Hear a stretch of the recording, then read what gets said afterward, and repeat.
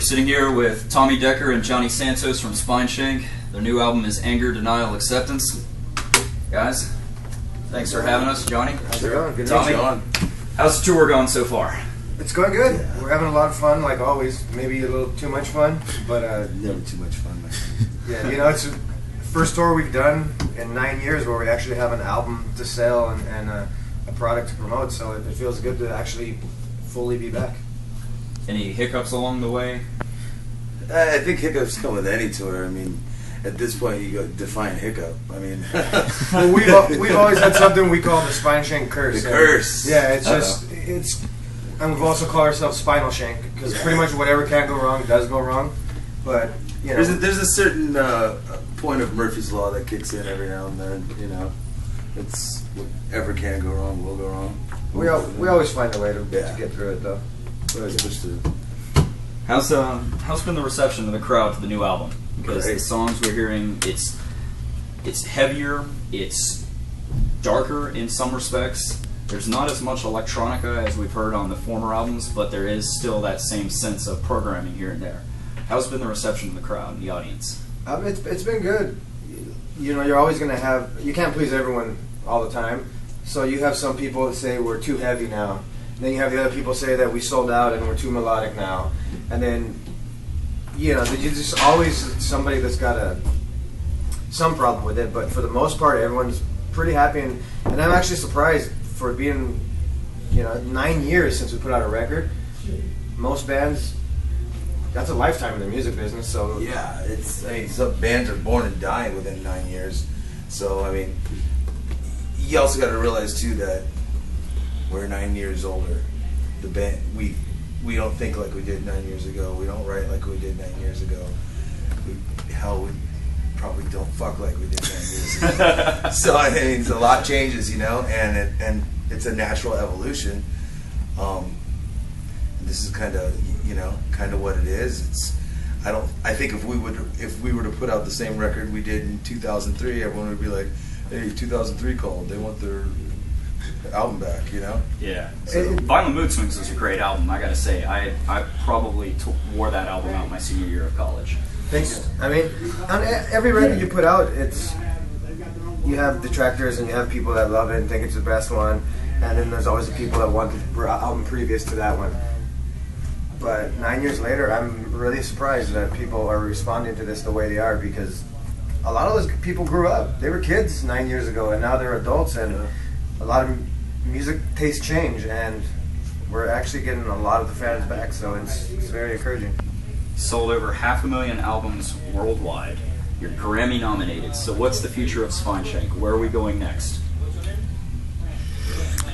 Straight to hell in a handbasket. You know, we never really look that far ahead. It's just like, let's put on the best show we can and do the best tour we can and step it up every time. And after this tour, we want to do a bigger tour. We want to make sure that the production's a little bit bigger, a little bit better, and bring something out that constantly bring something new to the show, you know, and you know, just actually, you know, be the, you know, a high energy, you know, entertaining band, you know, for all the fans out there who wants to come see us standing still and press play on the CD player, you know what I'm saying? So one of the big things we want to do, which we haven't been able to do since the last record, was go to Europe and go overseas, Australia, Japan, South America, just places we've never been able to hit.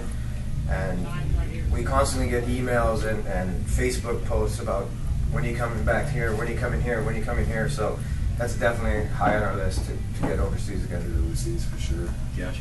When High to Callousness came out, there was a bootleg of one of the shows going around, and you made a comment saying, if you haven't, anyone here, if you've heard our album, go out and buy it, download it. I don't care. You need to hear this. Yeah. What are your thoughts on downloading music and music file sharing and things like that? It's kind of a touch and go subject. At this point, I think that the kids are going to get the music one way or the other. If they want it, they're going to get it. If you're that worried about whatever 50 cents we're going to make off of every CD that's sold in the record store, we'll make that on our t-shirt at the show.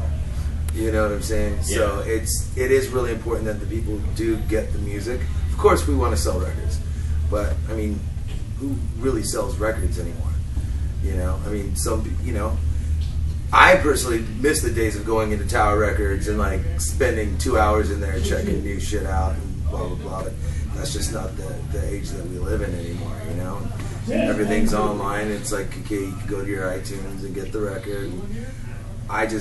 I personally like the actual physical aspect of going into a record store with my paycheck on Friday and knowing that I'm going to buy 2 CDs and I'm going to hit the listening station and check shit out, you know. But, you know, as long as the music gets out there and the kids get a hold of it, that's fine. Because if fans get a hold of it, then they're going to come to the shows, you know. And whatever sense you probably lost on that record that was, you know, from a torrent site or whatever, you'll make up in a hat or a keychain. So I don't really think it's that big. But that is the thing. It's become an epidemic where the labels are afraid to sign bands. They're afraid to put money into things. They're afraid to give you tour support. And you're starting to see it suffer. You know, bands that used to bring 1,000 people are bringing 100 people a night now. It's because of that. And so if you are going to steal the music, buy a T-shirt. Yeah. You know, do something to support the band. Bought it. Yeah. Yeah, totally. Yeah, you know, because it is hard, and if it gets to the point where the labels don't want to give the tour support and the bands can't tour, the bands can't afford to tour, then nobody's going to come around anymore, and it's over. I mean, I think metal probably does better than a lot of other types of music because the fans are so hardcore. But still, every musician I talk to, other than Slipknot and System of a Down, you know, guys of that caliber, it's gotten tougher for everyone. Yep. Yeah, we got to pay the bills too. Makes sense. So, where are you going tomorrow night? Orlando? Is it Orlando? Yep. Orlando. It's like a kind of a last minute show. There was some things went down, and like I said, we try to find a way to make things happen, and we haven't played Orlando for a few years, so we had some friends out there. And we just got thrown on a show that's already happening, so it should be fun. We'll see what happens. I guess we're just gonna punk rock it and, you know, have fun. Those are always the funnest shows for us anyway. There's less stress. Yeah. They can be really surprising. I think the last run, we had something canceled and we booked a San Antonio show within 2 days and it was just packed. Yeah, it was a great show. Last minute, they hit the radio station and it was really pleasant last minute thing. A lot of fun and fell over and puked. I mean, it's very cool. We go as far to not cancel shows as we had one tour where we had everything stolen from us, everything, and we got left in the middle of Houston, Texas, with no vehicle, no nothing, no equipment, and we never canceled one show. We went and we borrowed equipment from the other guys on the tour, or if local bands, if we needed something, you know, we borrowed from them. Yeah, it was really cool, and it was cool to see the local bands and the whole community get together and just make the shows happen. And then we got home, and all our endorsement companies really stepped up and got us gear really quickly so we can continue and finish the tour. Very cool. Well, real quick, I guess you'll have to say hello to Lydia Can't Breathe tomorrow night. They're good friends of ours. We'll be playing with y'all tomorrow and as well as Sunday. But aside from that, we're looking forward to a rocking show tonight. So, awesome. Johnny, thank you. Tommy, thanks for having us. Thank you.